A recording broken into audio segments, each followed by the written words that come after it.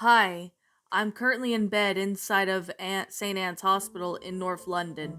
Dr. Martin kindly allowed me to use his laptop so I can explain how I got here and what happened to me.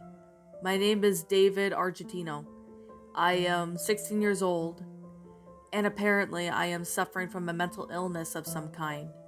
There was so much that I could take from the doctor's words in the opposite patient room, since I have a bloody massive headache. I have been in a fair amount of ibuprofen, but a headache seems to be permanent, but I don't care. I absolutely must get this written down at all costs. Anyways, you may be wondering how I got here. Well, here's my story. About 4 nights ago, I went upstairs to the loft to take a look at my old school books to the burning pile. I just finished my GCSEs and, like all my friends, hated every single subject I did: math, history, English, especially English. Yeah, you named it. I really hated it. So I found the books where I exactly left them a few months back, or dumped more like, in a corner, so that's what I did. There was enough dust to make a candy floss, cotton candy. I scornered for a moment, and then I looked at them again. Except I knew this time this would be my last time I have to look at them. So I collected them all underneath one arm. Disgusting, I considered changing clothes shortly afterwards. But then something caught my eye. I'm not really sure how, but I noticed it. But I remember being so intrigued by it that I dropped the books on the loft floor. I picked it up and it was a CD-ROM case, but the size of the average book. There was no words of any kind. Even when I just turned it over on the other side, I'd sawed it all. I was kind of excited, but it looked like an empty computer game that the previous house owners left behind.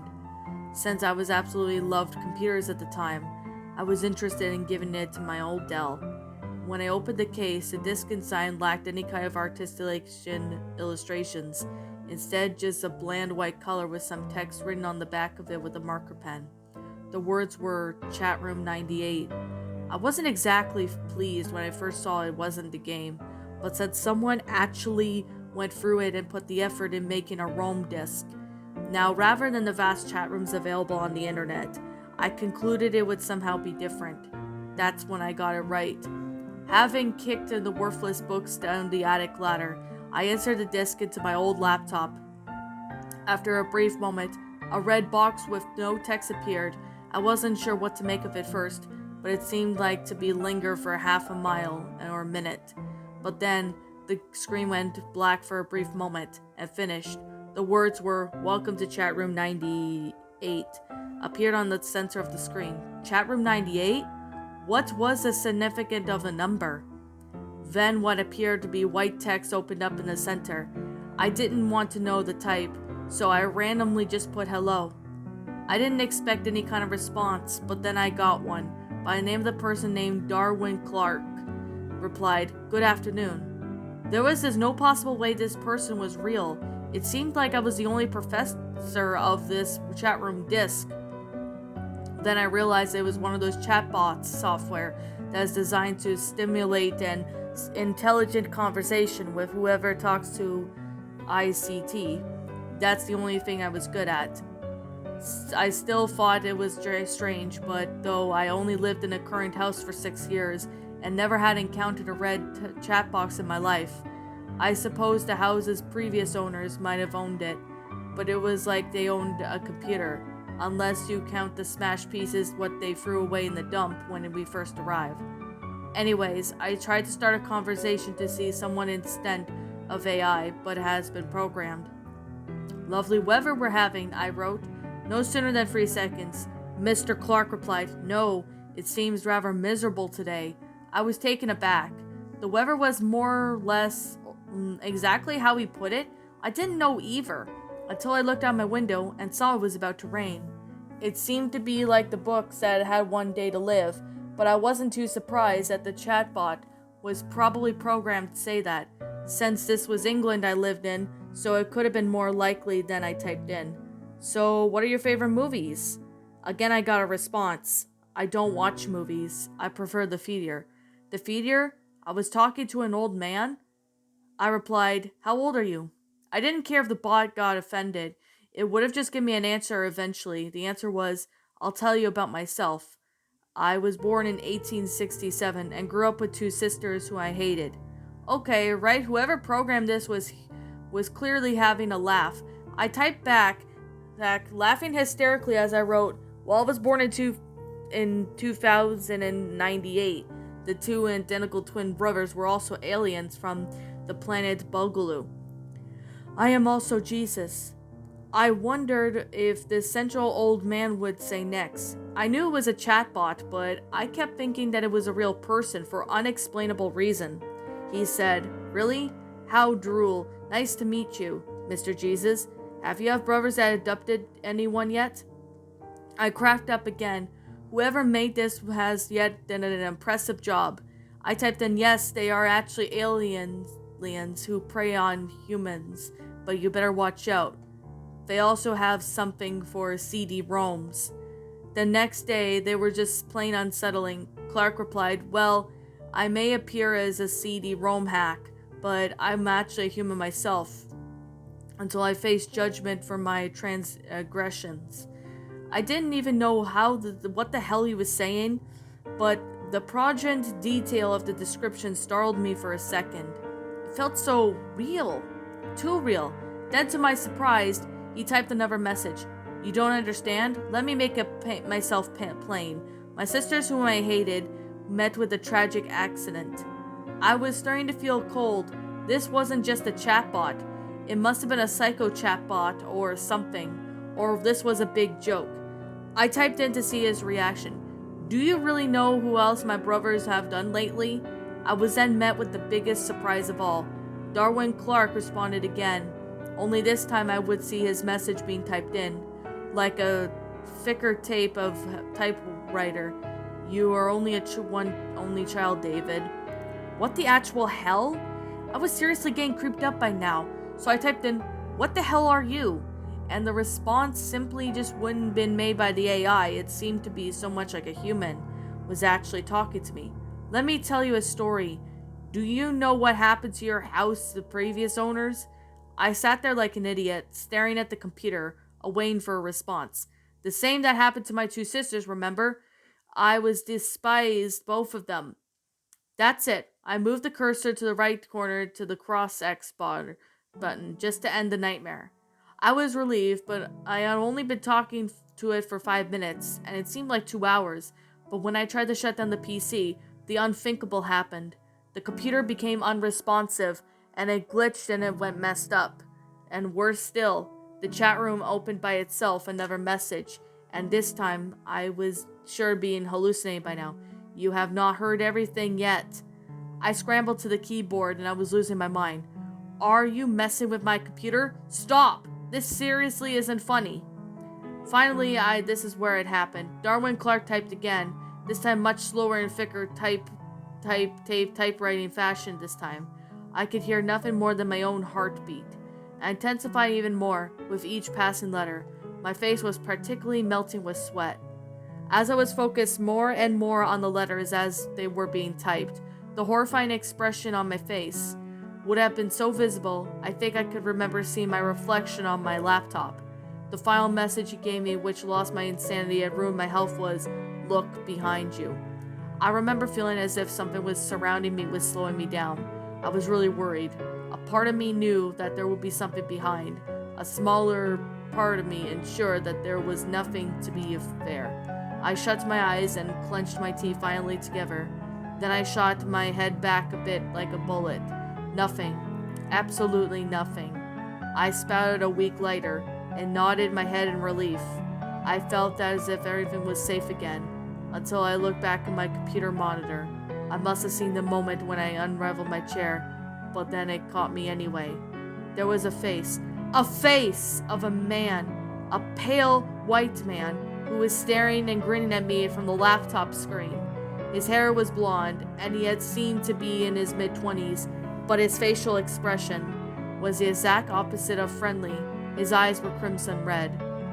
I only saw for a narrow second of my narrow second, but that was all I could take. After that, I apparently screamed violently and felt unconscious for 4 hours. That's what Dr. Martin told me. He is the guy who is looking after me at the moment. He really doesn't know what I've been through. So here I am now, sitting in bed at 4:30 a.m., typing this story in Word. Even as I type, I still worry about that face that would appear once again and scare the shit out of me. I seem to be suffering from a trauma.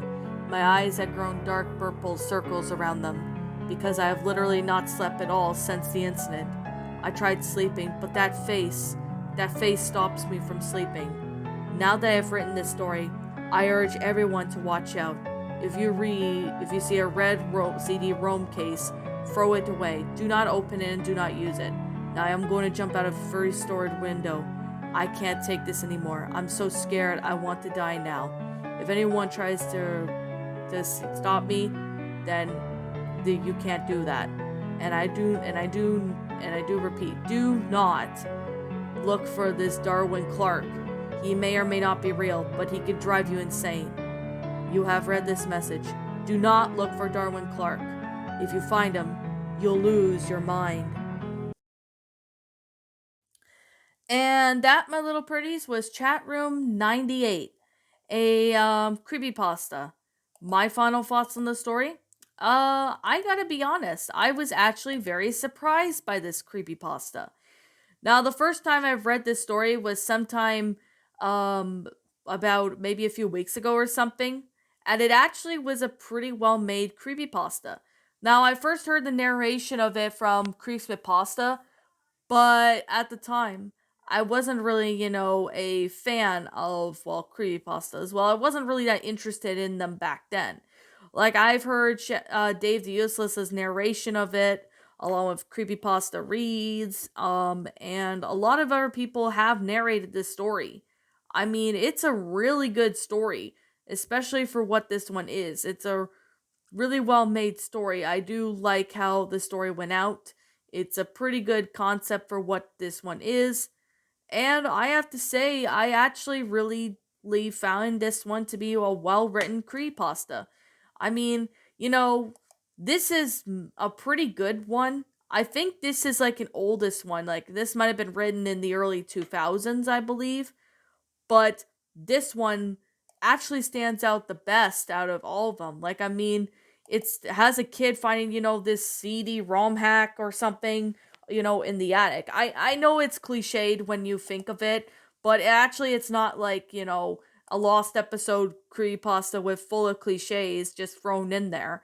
I mean, thankfully that doesn't become the case because, let's be honest, people, 99.9% of the creepypastas literally do that. I honestly don't know why, but creepypastas literally like to do that, like 99.9% of the time. But I have to say, this story actually provided pretty good concept for what this story really is. I mean, sure, I've heard narrations of this story from other people, but I wasn't really that into creepypastas back then. But now that I'm into creepypastas, I actually really found this one to have a great concept for what this story really is for its own self. I mean, hell, this is actually a really beautifully well written story. Like, the grammar was absolutely beautiful. Same thing with the sentence structuring, the storyline. I mean, it's very freaky. Like, I mean, I basically, after this story, I have a feeling that this person probably had some sort of, well, mental illness from the trauma that happened. Like, I believe that's happened to be the case, but yet again, this story is from what I can, picture and piece together. I mean, it's a really really messed up story, but it is a pretty good concept for what this story really is. I mean, hell, I've even, took a look at the story myself, and it's a really good concept for what this is. Yeah, I don't really know who the original author is, as I'm trying to look for it, but I can't seem to find him right now. But if I ever find out who the original author of this story is, I'll be sure to sit there and give him or her proper credit, because this story was awesome. Like, this was an awesome story. It was beautifully well written. It's definitely a story you really need to check out. It's really hell of a good story, and I honestly still find this story to be, enjoyable. It's still an enjoyable pasta. It's very good and well made, and I actually really, really like how this pasta went out. It's still a good one, and I recommend you guys check this story out if you haven't. I mean, it's on the regular Creepypasta Wiki, so you are free to, go check this story out. And I'm gonna say right now, you will not be disappointed. It's a pretty good story, and yeah. Anyways, with that being the case, and with that being said, let me get started here. Now, like I'm gonna say right now, and like I always continue to say, this is just simply my own personal opinion, and if you happen to disagree with me, that's fine too. We're all entitled to our own opinions in regards to these creepypastas, and this is simply my own personal thoughts. My final rating of this story would have to be a I'm gonna give this one a 10 out of 10. It's a very enjoyable creepypasta. It was definitely really well made and detailed. There's definitely a lot of time and effort into the story. And I have to say it's a good creepypasta on how the story really is. So, well, I guess with that being the case and with that being said, what did you guys think about this creepypasta? Did you all enjoy it? Did you all not? Also, what we have done personally to help make this story a lot better? Feel free to leave me know what your thoughts are down in the comments below. I'm the Queen of Lions. Thank you so much for watching today's episode. And if you're new to my channel, be sure to like, comment, and subscribe because I make brand new videos every single day. Don't forget to ring the notification bell to when I upload so that way you guys will not miss an upload. And as always, please roll the outro because I'm out.